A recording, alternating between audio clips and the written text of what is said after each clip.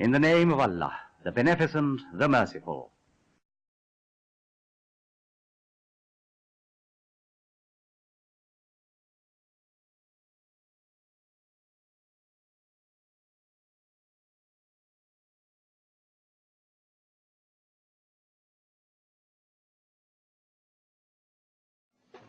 And I tried hard to be proud of my service, but all I could feel was shame.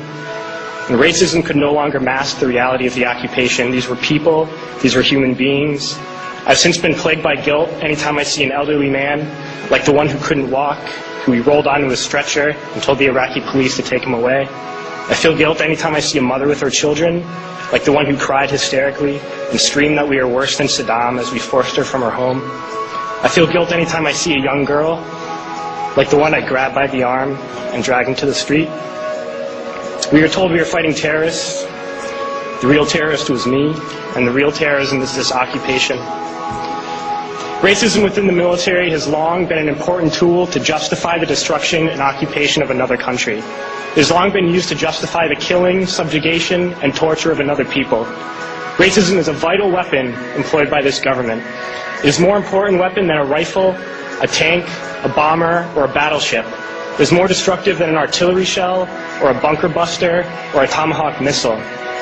While all those weapons are created and owned by this government, they are harmless without people willing to use them.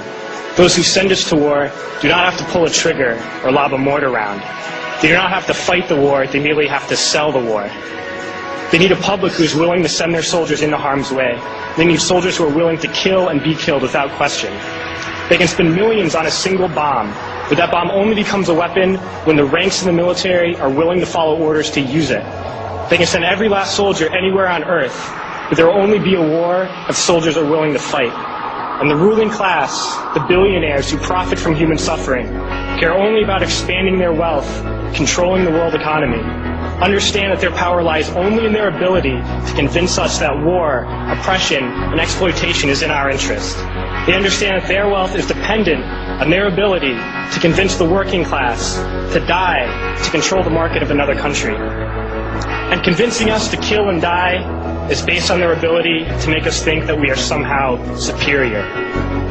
Soldiers, sailors, Marines, airmen have nothing to gain from this occupation. The vast majority of people living in the U.S. have nothing to gain from this occupation.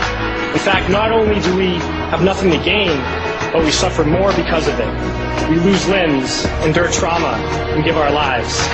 Our families have to watch flag-draped coffins lowered into the earth. Millions in this country without health care, jobs, or access to education must watch this government squander over $450 million a day on this occupation.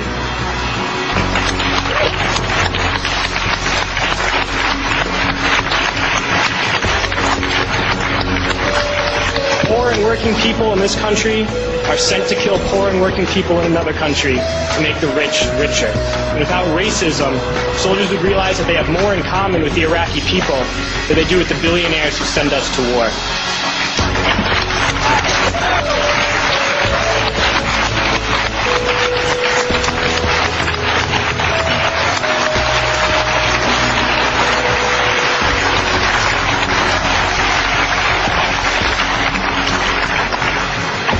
I threw families onto the street in Iraq, only to come home and find families thrown onto the street in this country, in this tragic and unnecessary foreclosure crisis.